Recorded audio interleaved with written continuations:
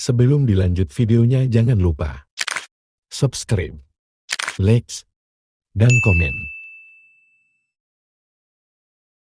Selanjutnya, mari kita simak kajian Samarah bersama Ustaz Wahyu Dwi Prasetyo LC dengan tema Belajar dari Keluarga Orang-orang Soleh.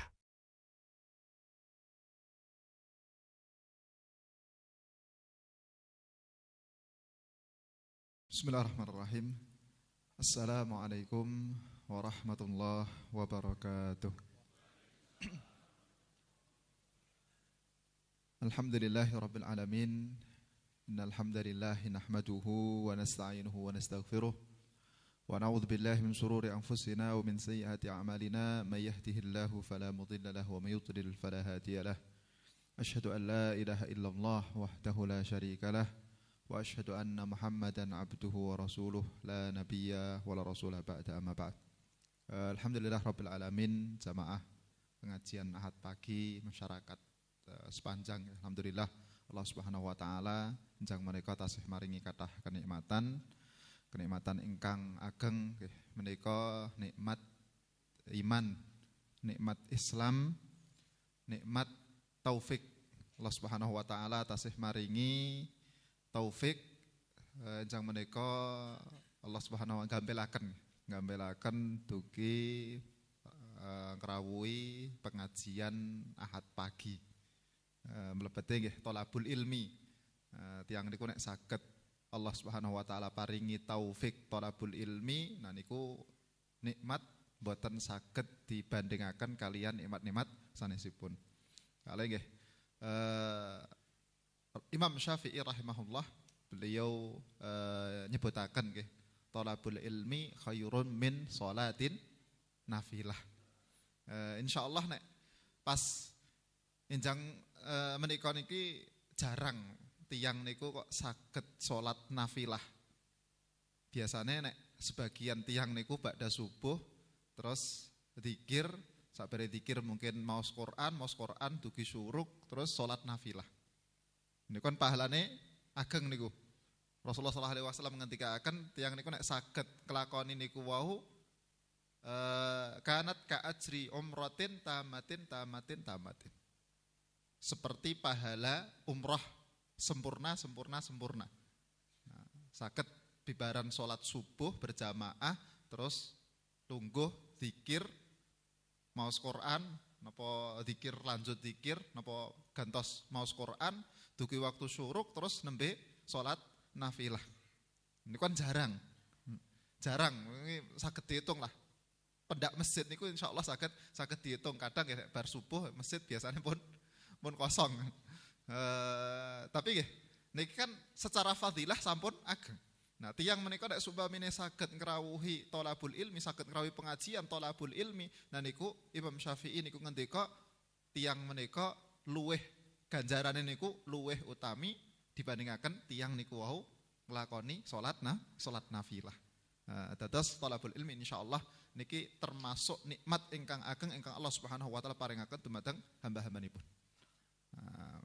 Menangka nggih jamaah rahimakumullah, niki kewajiban kula kalih panjenengan mensyukuri setiap nikmat, terutama nggih taufik, kemudahan yang diberikan oleh Allah kepada kita semuanya dalam meniti jalan-jalan thalabul ilmi.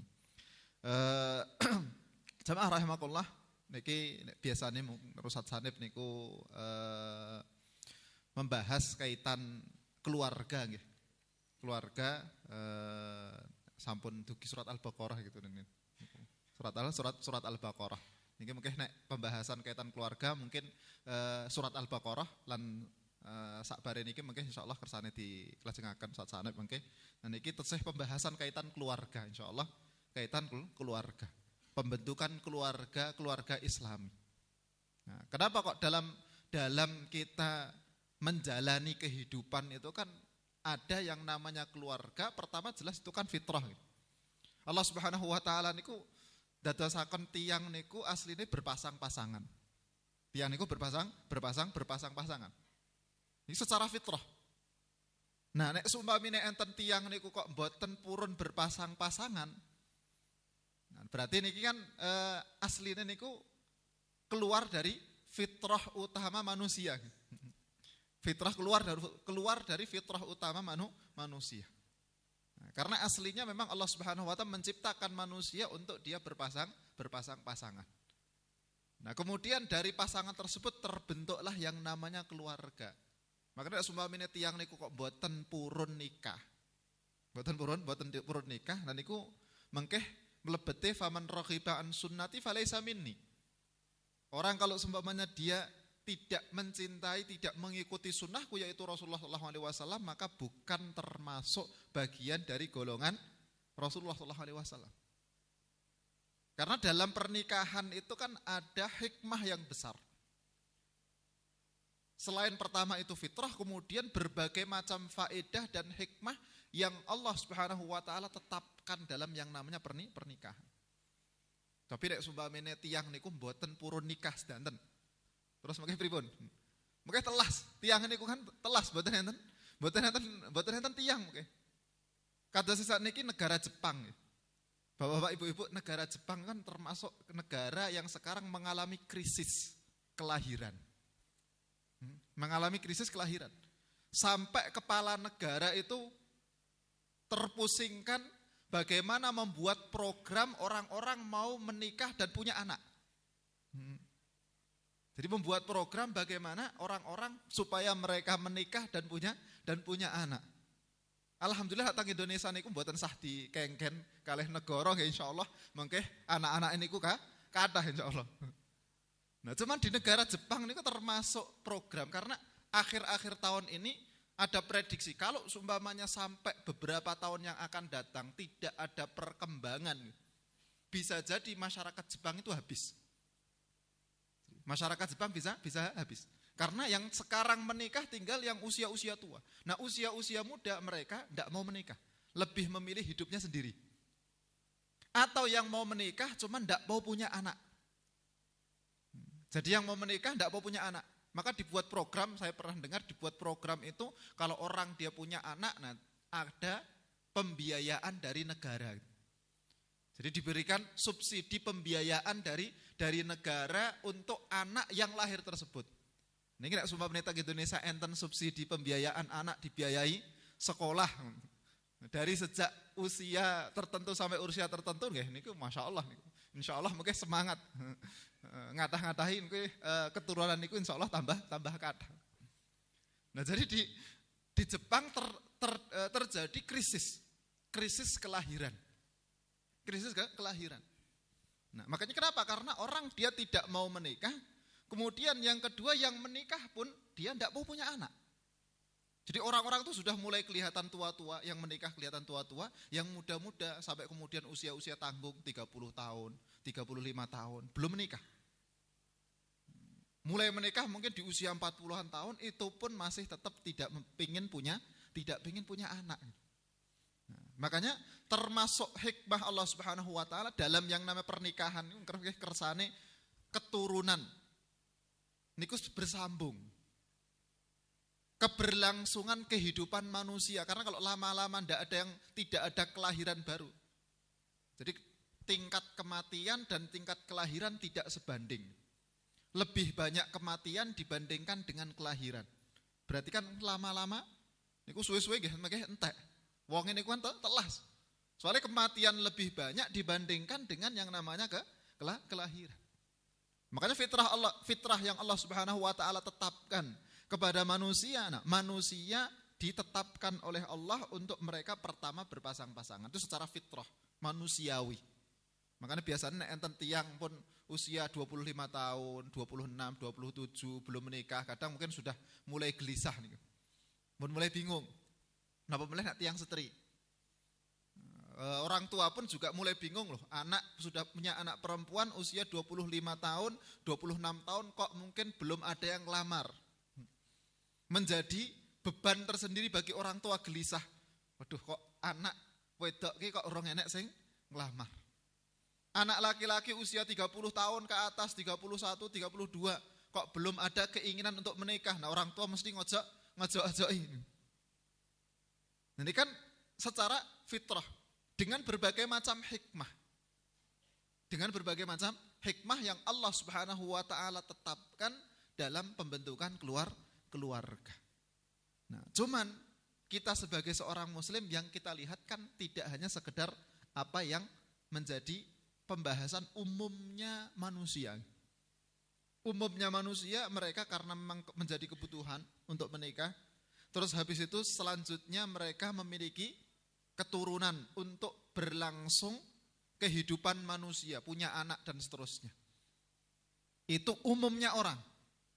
Umumnya dan secara fitrahnya manusia. Tapi kita sebagai seorang muslim itu dalam menjalani yang namanya pernikahan bukan hanya sekedar mengikuti alur kehidupan umumnya manusia. Tidak hanya sekedar mengikuti alur kehidupan manusia. Tapi Allah Subhanahu wa taala menetapkan bahwa yang namanya keluarga seorang muslim itu dibentuk dengan niatan khusus. Tidak hanya sekedar pokoknya yang penting terpenuhi kebutuhan secara manusiawi kemudian berlangsung kehidupan manusia. Itu bagian yang umum di mana-mana. Bahkan kalau semuanya dalam normalnya makhluk hidup niku kan nggih enten. Kalau ada spesies yang mau punah, maka biasanya dari pihak mungkin kementerian yang mengurusi kaitan dengan hewan satwa dan lain sebagainya itu kan bagaimana berusaha untuk mengembangbiakkan supaya tidak punah. Nanti kan semuanya berarti kan itu umum untuk seluruh makhluk hewan yang dia melahirkan dan kemudian untuk melanjutkan keberlangsungan dari spesies tersebut. Tapi seorang muslim berkaitan dengan keluarga. Dalam membentuk keluarga itu tidak hanya sekedar untuk melanjutkan keturunan. Tapi ada niatan khusus yang harus ada pada seorang muslim. Dan disitulah Allah Subhanahu wa taala menyebutkan dalam ayat-ayat Al-Qur'an, maka Allah kadang menceritakan kisah-kisah tertentu berkaitan dengan keluarga orang muslim. Jadi keluarga orang muslim. Allah Subhanahu mengkisahkan. Maka dalam ayat ayat-ayat Al-Qur'an itu kan kalau mungkin kemarin ini kan Idul Adha, nah kita mempelajari salah satu dari keluarga yang baik, keluarga yang mulia, keluarga yang agung yang bisa kita jadikan contoh. Tidak lain dan tidak bukan keluarganya sinten? Nabiullah Ibrahim. Kan cerita kaitan dengan keluarga nih. Keluarga Nabi Ibrahim yang bisa kita jadikan contoh. Jadi seorang muslim itu ketika dia membangun sebuah rumah tangga, ini untuk yang mungkin belum menikah ataupun mungkin untuk putra-putranya. Kita sebagai orang tua kita nasihatkan kepada putra-putra kita, anak-anak kita itu ketika mereka membangun rumah tangga tidak hanya sekedar untuk keberlangsungan kehidupan manusia. Nek seperti ini kan berarti kan sama. Ini sami kadose tiang-tiang sanes pun, jadi umum lah. Tapi bagaimana kita memberikan nasihat kepada anak-anak kita, kepada orang-orang pemuda-pemuda yang mereka belum menikah, untuk pas membangun rumah tangga itu punya proyek. Jadi punya tujuan, supaya ntar jelas. Tidak hanya sekedar ngambang, kadang orang bangun rumah tangga baru sebentar terus terjadi perceraian seumpamanya. Baru pernikahan sebentar kemudian ntar terjadi masalah problematika yang ada dalam rumah tangga. Akhirnya terjadi perselisihan. Bahkan kemudian atau yang mungkin sudah berjalan lama karena tidak memiliki proyek dan niatan tertentu dalam membangunnya rumah tangga tersebut, akhirnya ya sudah, pokoknya yang penting berjalan. Menikah, setelah menikah, punya anak, setelah punya anak, ntar punya cucu dan seterusnya. Nah, tanpa ada proyek ataupun keinginan tertentu untuk membawa keluarga tersebut itu ke arah yang mana. Jadi seorang muslim itu ketika mereka membangun sebuah rumah tangga, mereka harus punya tujuan. Tujuannya apa? Nah, ini yang disebutkan oleh Allah Subhanahu wa taala dalam banyak ayat Al-Qur'an. Jadi dalam pembangunan keluarga itu, nah Allah menyebutkan banyak dalam ayat Al-Quran, kita bisa mengambil berbagai macam contoh. Salah satu contoh cerita Nabiullah Ibrahim alaihi salam. Nah kemudian yang secara khusus Allah Subhanahu wa taala sebutkan, yang secara khusus Allah Subhanahu wa taala sebutkan adalah sampai kemudian diabadikan dalam Al-Qur'an tidak lain dan tidak bukan, yaitu adalah keluarga Imran. Jadi keluarga Imran. Surat nomor pinten? Nomor 3. Urutan Al-Qur'an, Al-Fatihah, terus Al-Baqarah, terus surat Ali Imran. Kenapa kok sampai Allah Subhanahu wa taala menyebutkan secara khusus dalam Al-Qur'an surat dinamai dengan yang namanya keluarga Imran? Padahal Imran ini bukan seorang nabi. Bukan seorang nabi. Pendapat kebanyakan dari kalangan mufassirin, para ahli tafsir itu menyebutkan bahwa Imran ini bukan seorang nabi. Tapi Allah Subhanahu wa taala menyebutkan satu surat dikhususkan untuk membahas berkaitan dengan keluarga tersebut.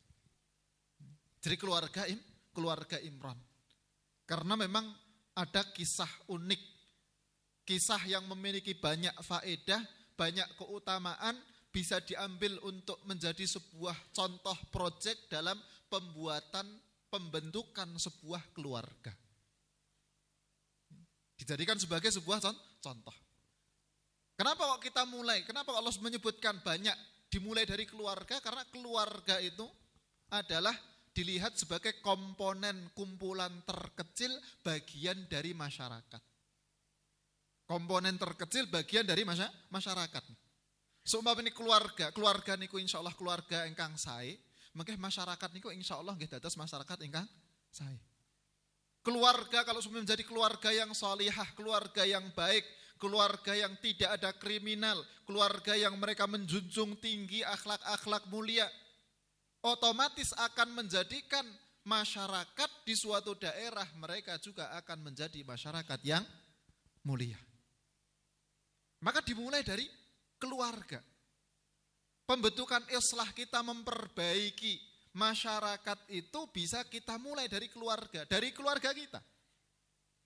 Kan pertama kan jelas kita memperbaiki diri kita sendiri. Maka Allah memerintahkan dalam ayat Al-Quran, ku anfusakum pertama. Wa ahlikum, keluarga. Jadi dimulai dari kita menjaga diri kita, kemudian menjaga keluarga. Jadi kalau orang dia bisa menjaga diri, kemudian dia bisa menjaga keluarga dia, otomatis disitulah juga terjaga masyarakat untuk mereka menjadi baik. Jadi seharusnya termasuk bagian dari program pembenahan, perbaikan masyarakat itu bisa dimulai dari yang namanya keluarga. Kenapa? Karena tadi kalau satu keluarga baik, kemudian keluarga yang lain baik, dari beberapa kakak terkumpul mungkin satu RT. Satu RT baik terkumpul beberapa RT kemudian jadi satu RW. Satu RW kemudian dari satu kampung. Satu kecamatan dan melebar dan seterusnya. Makanya Rasulullah SAW dulu ketika beliau memulai dakwah itu juga memperhatikan berkaitan dengan masalah keluarga. Jadi seorang muslim itu ketika dia menikah bagaimana pokoknya punya niatan untuk menjadikan keluarga tersebut adalah keluarga yang baik. Keluarga yang dengannya jadi bisa mengambil andil dan peran. Apa peran yang bisa kita berikan kepada kaum muslimin secara umum? Salah satu yang bisa diberikan adalah yaitu dengan kita memperbaiki keluarga kita. Kan terutama untuk bapak-bapak nih. Untuk bapak-bapak yang memiliki sultah, yang memiliki kekuasaan dalam rumah tangga. Jadi bapak-bapak ini memiliki tanggung jawab besar untuk mengarahkan satu keluarga tersebut menuju ke jalan yang baik atau sebaliknya. Waliyadzubillah. Karena kita sudah diberikan kepemimpinan, saya pengen memperbaiki kampung saya, tapi saya tidak memiliki kekuasaan. Tapi kita masih bisa untuk memberikan perbaikan, memberikan sumbangsih, memberikan andil perbaikan kepada kampung kita dengan kita memperbaiki keluarga kita. Itu tanggung jawab. Maka pertama kali yang bertanggung jawab dalam keluarga itu kan bapak, orang tua. Kita sebagai suami, sebagai bapak, sebagai kepala rumah tangga, itu yang paling bertanggung jawab pertama kali. Maka dalam hadis kullukum ra'in. Setiap dari kalian itu adalah mereka pemimpin. Dan akan ditanyai. Maka laki-laki dia akan ditanyai kepemimpinan dia di keluarga dia. Keluarga yang dibangun tersebut apakah sudah diarahkan menuju pada hal yang baik atau belum? Ataukah cuma dibiarkan begitu saja? Yang penting pokoknya sudah dia menikah, punya istri, punya anak, terus sudah selesai. Ataukah seorang suami dia sudah berusaha untuk memperbaiki keluarga tersebut, mengarahkan keluarga tersebut untuk menuju kepada jalan yang baik. Dibantu dengan peran seorang istri. Tadi bapak-bapak, kalian ibu-ibu nggak ada tanggung jawab untuk membentuk sebuah rumah tangga. Nah, rumah tangga tersebut rumah tangga yang Islami. Karena kita orang Muslim. Jadi kita harus mengetahui. Maka kalau semuanya ada pembahasan khusus setiap ahadnya tadi mungkin Ustaz Sani membahas berkaitan dengan keluarga. Dalam agama Islam itu seperti apa? Karena untuk kaitan pembekalan rumah tangga itu biasanya malah justru sering seseorang itu kan mendapatkan pembekalan rumah tangga ketika setelah bertahun-tahun menikah. Jadi setelah bertahun-tahun menikah baru kemudian mendapatkan pembekalan berkaitan dengan masalah keluarga. Yang justru harusnya pertama kali mendapatkan pembekalan adalah para pemuda. Para pemuda yang mereka belum menikah mendapatkan pembekalan bagaimana mereka itu membentuk sebuah keluarga Islami. Supaya ketika pas mereka melangkah memasuki ke usia pernikahan, mereka membentuk sebuah keluarga, jadi sudah ada terprogram dalam diri mereka untuk bagaimana saya itu membentuk sebuah keluarga. Rata-rata biasanya untuk anak muda itu ketika pas awal nikah itu yang sering terpikirkan adalah bagaimana memperbaiki finansial. Selalu yang terpikir bahwa ketika awal menikah, sebelum menikah mungkin masih susah secara finansial, awal menikah bagaimana menguatkan pondasi finansial. Terlupakan dan terlalaikan dari yang namanya program dan proyek bagaimana keluarga ini ntar akan dibawa. Baru setelah mungkin anak 2, anak 3, terus bagaimana mengarahkan keluarga. Padahal pembentukan keluarga seharusnya dari sejak awal pertama kali dia sebelum menikah sudah memiliki sebuah proyek. Untuk mengarahkan keluarga tersebut menjadi keluarga yang baik. Cuman ya seringnya karena edukasi, bahkan edukasi kaitan dengan hak-hak dan kewajiban. Kalau ntar dibahas, biasanya kan di dalam surat Al-Baqarah itu kan ada pembahasan kaitan dengan hak-hak dan kewajiban antara suami istri. Itu jelas sering para pemuda mereka tidak tahu yang namanya hak-hak dan kewajiban antara suami istri. Baru mungkin kalau umpamanya diikutkan sebelum menikah ada syarat dari KUA untuk mengikuti kayak pelatihan singkat berkaitan dengan keluarga. Itu paling mungkin sekitar 1 hari atau berapa, setelahnya udah langsung nikah, setelah nikah sudah lepas. Makanya sering terjadi hal-hal yang tidak diinginkan ketika seseorang dia sudah berumah tangga, masing-masing tidak mengetahui hak dan kewajiban. Apa hak suami, apa hak istri, kewajiban suami apa, kemudian kewajiban istri itu apa. Kadang tidak diketahui. Tidak ketika akhirnya ketika terjadi masalah, kenapa kok terjadi problematika dalam rumah tangga? Baru beberapa waktu ada seorang istri kemudian istilahnya apa curhat apa sambat ya. Seorang istri kemudian mengadukan suaminya mengatakan suami saya seperti ini. Kenapa kok bisa terjadi hal tersebut? Sebaliknya mungkin suaminya mengadukan istrinya, istri saya ketika di rumah seperti ini.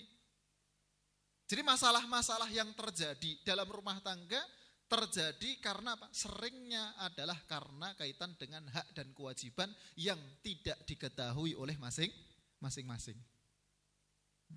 Makanya aslinya bagaimana pembentukan keluarga itu dimulai dari sejak sebelum berkeluarga sudah memiliki sebuah proyek. Barulah ketika ntar berjalan, nah ini yang kurang-kurang ntar bisa diperbaiki. Yang kurang-kurang ntar bisa diperbaiki. Oh, ini kurang di sini, ditambah lagi, kurang di sini, ntar ditambah lagi. Maka termasuk contoh, kita bisa mengambil contoh. Monggo silahkan mengambil contoh, contoh niku saged mencontoh keluarga Nabiullah Ibrahim alaihissalam. Keluarga Nabi Ishak ataupun Yakub. Kemudian keluarga Ali Imran, tadi mungkin secara khusus kita tinggal buka mushaf. Cerita Imran, keluarga Imran itu kan, kalau Imran itu disebutkan oleh Allah Subhanahu wa taala dalam ayat Al-Qur'an di 3 tempat gitu. 2 dalam surat Ali Imran, kemudian yang terakhir di surat At-Tahrim. 3. Lafaz Imran disebutkan dalam Al-Qur'an. Dimulai dari surat Ali Imran ayat 33. Yang di situ Allah Subhanahu menyebutkan innallaha astafa Adam. Allah Subhanahu wa taala memilih Nabiullah Adam alaihi salam. Kemudian wa Nuh. Kemudian Nabi Nuh dipilih. Setelahnya disebutkan wa ala Ibrahim. Jadi Allah Subhanahu wa taala memilih, kemudian setelah wa ala Ibrahim wa ala Imran. Alal alamin. Allah Subhanahu wa taala memilih dari manusia-manusia itu, pertama jelas Nabiullah Adam alaihi salam karena beliau adalah Abul Bashar. Keluarga pertama kali yang ada di muka bumi. Keluarga pertama kali yang ada di muka bumi. Bisa enggak kita menjadikan keluarga Nabiullah Adam alaihi salam itu kita jadikan contoh? Bisa.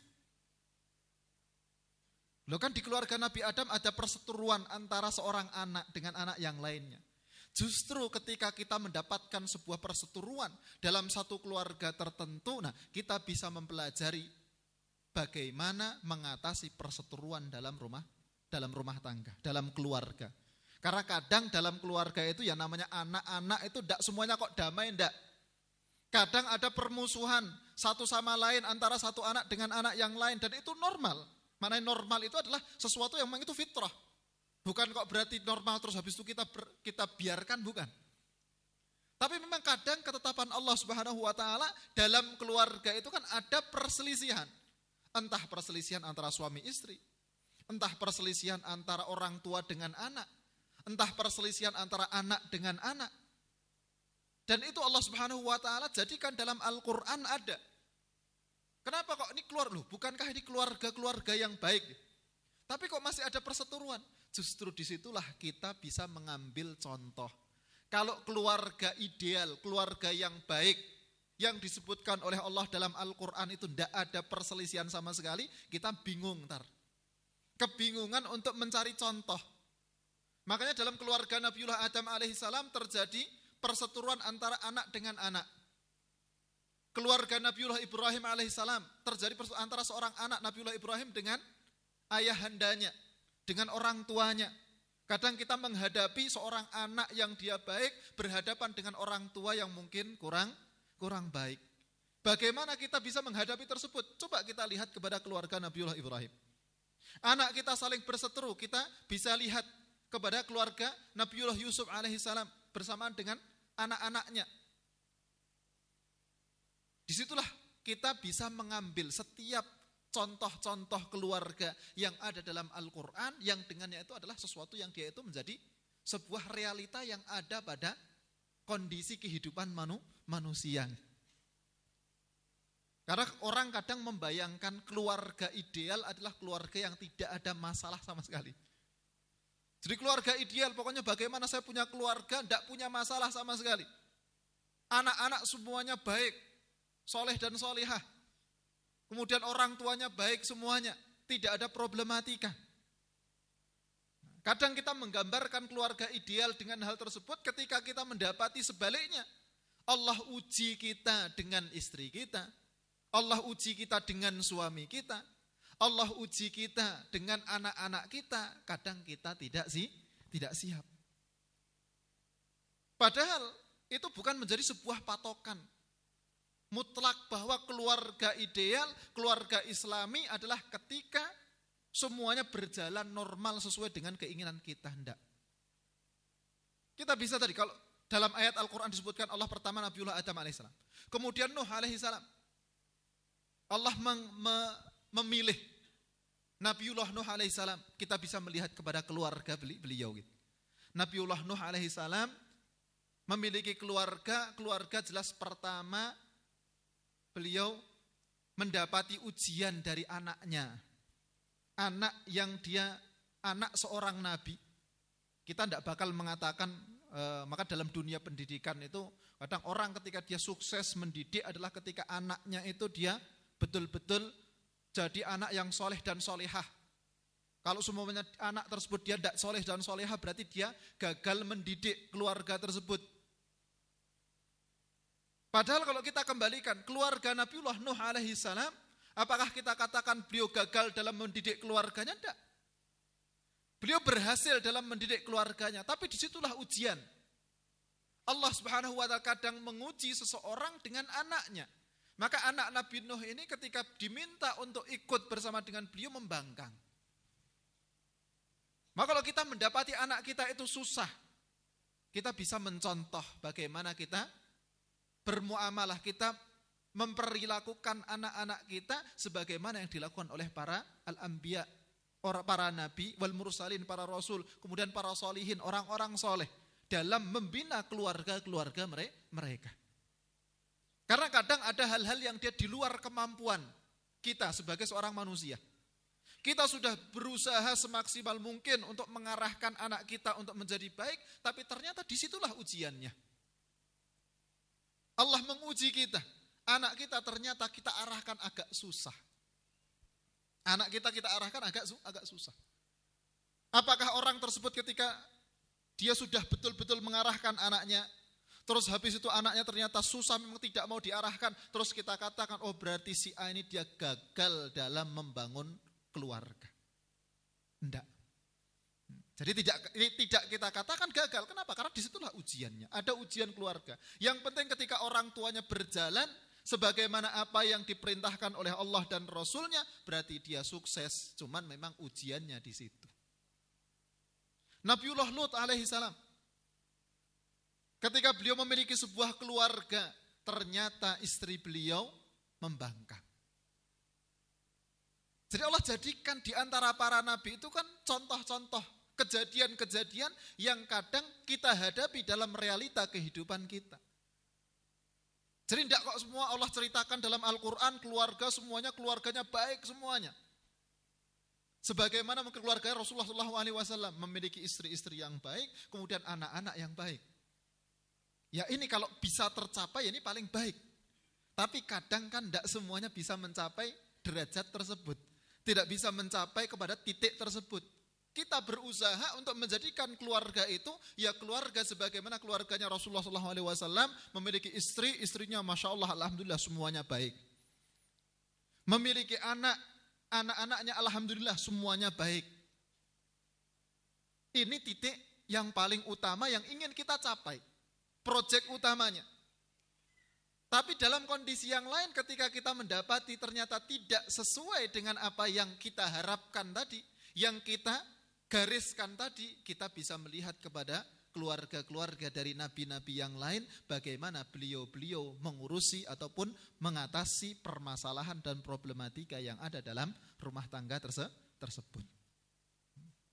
Nah ini kita yang bisa kita ambil ataupun jadikan contoh. Nah kembali kepada ayat tadi, ayat surat Ali Imran ayat 30, ayat 33.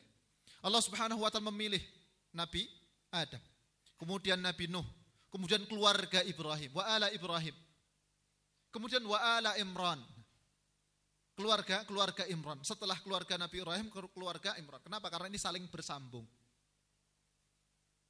Jadi saling bersambung. Kenapa? Karena Nabi Nuh jelas keturunan Nabi Adam. Kemudian Nabi Ibrahim juga termasuk keturunan Nabi Nuh. Kemudian Nabi ataupun ala Imran, keluarga Imran, kalau yang tiga ini pertama Nabi semuanya, sedangkan yang keempat ini dia bukan Nabi.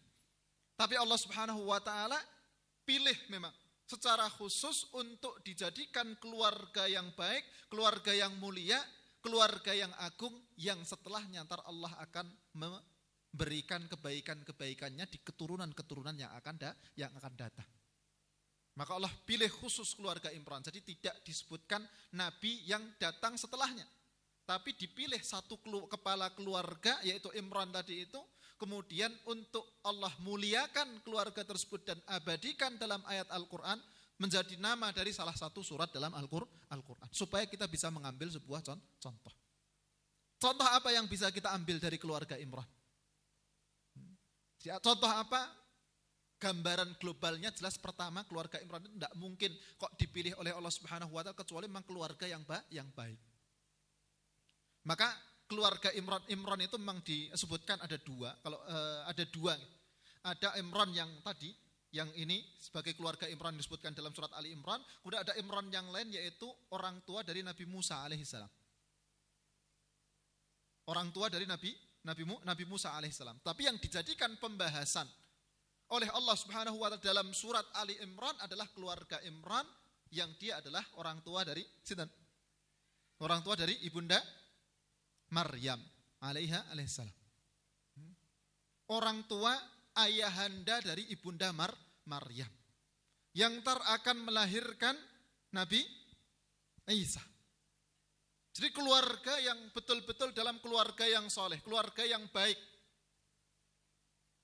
Kemudian Allah Subhanahu wa Ta'ala, keluarga Imran ini kan pertama Nabi Imran tadi itu sebagai ayahanda dari ibunda Maryam, kemudian istrinya Ummu Maryam, ibu dari ibunda Maryam itu yang disebutkan oleh para ahli tafsir adalah yaitu Hannah. Jadi kalau dalam terjemahannya itu, kalau sumpamanya dalam bahasa Indonesia itu disebutnya Anna, atau kalau dalam bahasa Inggris biasanya orang kalau nama anaknya itu Anne, nah itu diambilkan hanya dari situ. Jadi nama kalau di Inggris itu kan ada yang namanya itu ANN kemudian E. Nah itu dia diambilkan dari Hannah, istri dari Imran tadi itu. Nah apa yang dilakukan oleh istri dari Imran tadi ini kan keluarga, pertama jelas keluarga tersebut yang namanya Imran ini adalah orang yang soleh, orang yang dia menjadi panutan, kemudian diberikan istri oleh Allah Subhanahu wa Ta'ala yang baik. Maka istri ini ketika pas merasa sudah hamil, merasa hamil, apa yang pertama kali dilakukan oleh sang istri tersebut? Beliau bernadar. Maka Allah mengabadikan dalam ayat Al-Quran, inni nadartu laka ma fi batni muharrara. Jadi beliau bernadar, ya Allah saya hamil, maka saya bernadar untuk anak ini ntar akan saya jadikan pengabdi, untuk mengabdi kepada Engkau ya Allah, dengan dijadikannya anak tersebut adalah yang dia akan berkhidmah ngurusi berkaitan dengan Baitul Maqdis. Jadi beliau bernadar, ntar anak ini ketika lahir, jadi sudah mulai merasa sekarang hamil. Langsung yang terfikirkan dalam benak beliau adalah bagaimana anak ini ntar dia menjadi anak yang dia berbakti kepada Allah Subhanahu wa Ta'ala. Anak yang akan lahir ini dia akan berkhidmah, berbakti, mengabdi kepada Allah Subhanahu wa Ta'ala, dijadikan di Baitul Maqdis untuk mengurusi masjid tadi dan banyak beribadah kepada Allah Subhanahu wa Ta'ala. Ini satu hal. Jadi kalau pertama keluarga itu keluarga yang soleh, keluarga yang baik, maka orang tua pun sebelum dia memiliki anak itu sudah dibuat sebuah garisnya. Proyeknya apa yang akan dilakukan? Oh, anak ini saya siapkan untuk dia akan berbakti kepada Allah. Coba kalau kita muhasabah, kita punya anak, sering kita punya anak itu tidak terpikir apapun. Kita kalau punya anak mikir, waduh anak punya anak ini ntar lahirannya berapa gitu kan. Kemudian ntar akikohannya, masih memikirkan ntar kalau pas lahir, apalagi kalau lahir sesar biayanya berapa. Kemudian ketika lahir ntar alhamdulillah punya anak. Atau bahkan punya anak kadang cuman untuk sekedar alhamdulillah sudah punya anak, daripada ntar setiap ketemu dengan tetangganya, ketemu dengan orang lain ditanyai, wis badi durung kan. Jadi kan kadang awal-awal pernikahan orang ditanyai apakah sudah punya anak atau belum. Kadang itu yang menjadi beban. Pokoknya bagaimana punya anak. Kita belum memikirkan anak ini ntar kalau seumpamanya dia sudah lahir, ntar kita jadikan seperti apa anak tersebut. Nah ini yang difikirkan oleh Hannah. ibu dari ibunda Maryam tadi itu dari awal kehamilan langsung berpikir bagaimana anak ini ntar dia akan berbakti kepada Allah. Maka seharusnya kita dalam memiliki keluarga, ketika kita itu hampir memiliki anak, mau melahirkan anak, hal pertama kali untuk kita jadikan ntar anak ini itu dia harus kita persiapkan untuk anak tadi dia berbakti kepada Allah. Pertama kali. Hal yang harus kita tanamkan dalam diri kita supaya ntar kita jelas mendidik anak ini. Seperti apa antara pendidikan yang akan kita berikan kepada anak kita? Kenapa? Dari awal sudah kita mencanangkan dalam diri kita, anak ini ntar akan kita jadikan orang yang betul-betul berbakti kepada Allah. Jadi mengabdi kepada Rabbnya, mengabdi kepada Rasulnya, mengabdi kepada agamanya. Itu hal yang pertama kali. Kalau semuanya sudah terfikirkan dari awal ingin menjadikan anak tersebut sebagai orang yang mengabdi, berarti ntar ketika lahir, kemudian ketika ntar dia sudah mulai tumbuh, itu kan kita memberikan pendidikan untuk supaya dia sampai kepada titik tadi, titik pengabdiannya kepada Allah. Jadi ini tadi Hannah tadi dia dari awal pengen menjadikan anak tersebut berbakti, mengabdi kepada Allah Subhanahu wa Ta'ala. Dan itu juga menjadi bagian dari adat disebutkan oleh para mufassirin, menjadi adat di kalangan orang-orang soleh zaman dahulu ketika mereka memiliki anak, anak ini pokoknya dijadikan sebagai pengabdi, mengabdi kepada Allah. Maka kemudian ternyata setelah betul-betul dari awal tadi diniatkan untuk hal tersebut, setelah kemudian melahirkan ternyata tidak sesuai dengan apa yang diharapkan. Jadi kalau biasanya yang mengabdi untuk Baitul Maqdis itu kan seorang laki-laki.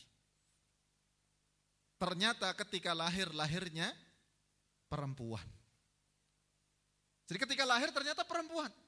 Dari awal sudah meniatkan bernazar untuk anak ini ntar jadi pengabdi, untuk mengabdi kepada Allah melalui Baitul Maqdis, tapi ternyata setelah lahir ternyata perempuan, tidak sesuai dengan harapan kita. Nah, kadang kita juga pengen anak laki-laki tapi yang keluar perempuan.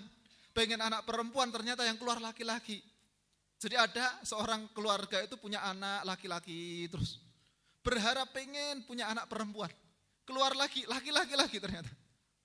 Jadi ada yang pengen punya anak laki-laki keluar perempuan terus. Ya kita kembalikan, akhirnya apa yang dilakukan? Ketika mengetahui bahwa ternyata yang lahir adalah perempuan tadi, maka kemudian beliau Hannah tadi mengatakan, ya Allah, ternyata yang saya lahirkan adalah perempuan. Wada'tuha untha. Ya Allah, yang saya lahirkan ini ternyata perempuan. Yang biasanya yang mereka cocok dan pas untuk menjadi pengabdi di Baitul Maqdis adalah laki-laki, karena kan akan mengurusi masjid. Masjid. Cuman kalau perempuan ntar ada kadang dia haid, yang otomatis tidak bisa berada di masjid. Padahal ini kan ketika dia mengabdi untuk Baitul Maqdis, dia akan berada di Baitul Maqdis. Jadi berada di masjid tersebut sampai waktu ntar dia itu balik.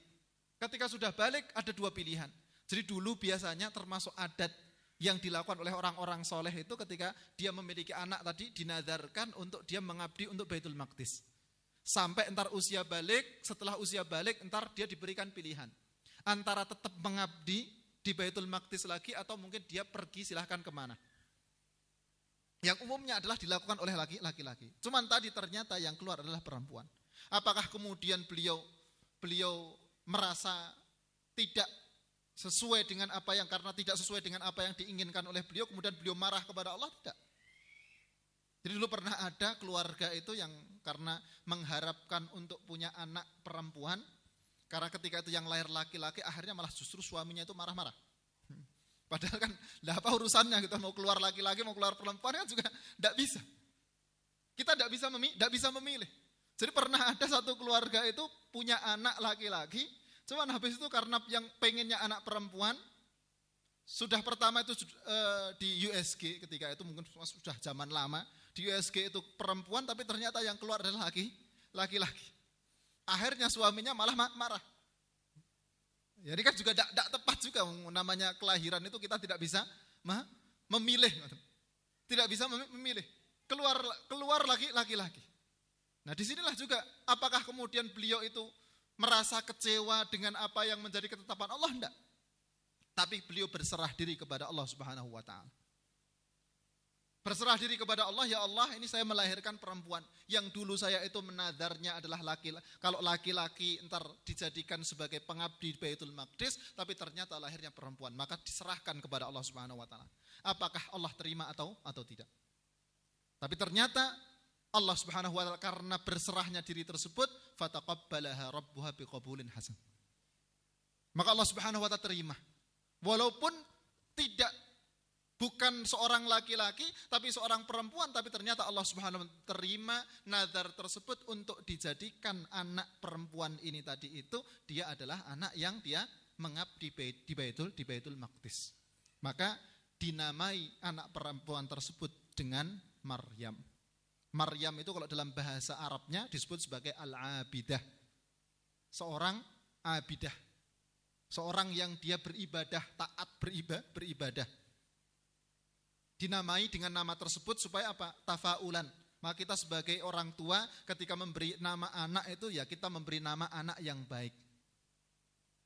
Kenapa? Perintah Rasulullah berikanlah nama-nama yang baik untuk anak-anak kalian. Kenapa? Karena di hari kiamat orang-orang ataupun anak-anak tersebut itu dia akan dipanggil dengan nama-nama yang diberikan oleh orang tuanya.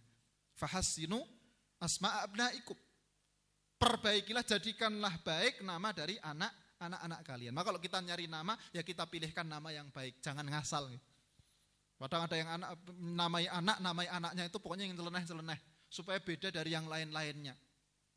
Jadi nama umum, seperti halnya tetangga-tetangga yang lainnya tidak masalah. Yang penting namanya baik. Kalau kita pengen nyari nama yang dia berbeda dari nama orang lain, ya tidak masalah. Tapi kita pilihkan nama yang baik. Jadi ketika tadi dibuat proyek dari awal niatannya untuk berbakti, dari sejak kecil, sudah kemudian dinamai dengan nama yang baik supaya apa? Supaya anak ini juga tumbuhnya menjadi baik. Maka dinamai dengan Maryam yang secara bahasa Arab itu artinya adalah al-abidah. Orang yang dia berbakti, banyak beribadah kepada Allah Subhanahu wa ta'ala. Dan betul ketika tadi nadarnya diterima, kemudian Maryam ini dia ditaruh di Baitul Maqdis untuk mengabdi kepada Allah Subhanahu wa ta'ala. Disitulah keberkahan yang Allah Subhanahu wa ta'ala turunkan itu banyak. Keberkahan. Maka Nabiullah Zakaria ketika setiap kali masuk ke ruangan yang digunakan tempat khusus untuk tinggal tadi Maryam, karena yang Nabiullah Zakaria ini kan beliau adalah suami dari bibinya Maryam. Jadi disebutkan bahwa beliau Nabiullah Zakaria itu kan suami dari bibinya Maryam tadi. Maka beliaulah yang mengkafil karena dulu terjadi perselisihan di antara keluarga itu siapa yang akan mengkafil Maryam ini. Karena ini kan anak yang ntar akan dijadikan sebagai pengabdi Baitul Maqdis. Maka siapa yang akan mengkafil? Yang akan memberikan akhirnya pada rebutan. Ketika pada rebutan akhirnya kemudian Allah memberikan solusi untuk setiap mereka masing-masing itu membuat nama dituliskan dalam kayu khusus, kayu kecil gitu kan. Kemudian dimasukkan ke dalam air. Ketika dimasukkan ke dalam air, nah baru kemudian yang lain itu pada tenggelam, yang muncul adalah nama kayu yang tertuliskan di situ adalah Nabiullah Zakaria.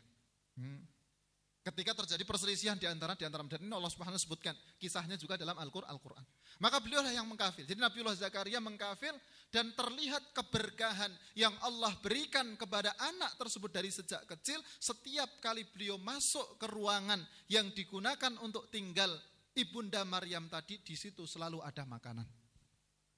Bahkan makanan yang ada itu makanan yang tidak ada di musim tersebut. Jadi musim panas ada makanan yang biasanya ada di musim dingin. Ketika pas musim dingin ada makanan yang biasanya ada di musim panas. Maka ketika ditanya, "Anna laki hada?" Dari mana datangnya semua ini? Dijawab bahwa itu semuanya dari Allah Subhanahu wa ta'ala. Jadi muncul keberkahan. Dari sejak kecil sudah Allah Subhanahu memberikan keberkahan kepada anak tersebut. Nah ini kan bisa jadi karena memang Allah memberikan keberkahan kepada seorang anak ya dengan awal bahwa memang orang tua meniatkan anak ini untuk dia menjadi pengabdi kepada Allah. Dengan disitulah kemudian setelah dia diniatkan untuk menjadi pengabdi kepada Allah Subhanahu wa taala, diberikan nama yang baik. Diberikan nama yang baik, kemudian betul-betul dijadikan anak ini dia pengabdi. Disitulah Allah menurunkan keberkahannya kepada sang anak tersebut. Jadi insya Allah kalau semuanya kita memang meniatkan anak-anak kita, keturunan-keturunan kita untuk mereka menjadi pengabdi kepada Allah, insya Allah disitulah Allah juga akan menurunkan keberkahannya. Allah berikan, turunkan keberkahan kepada anak tersebut.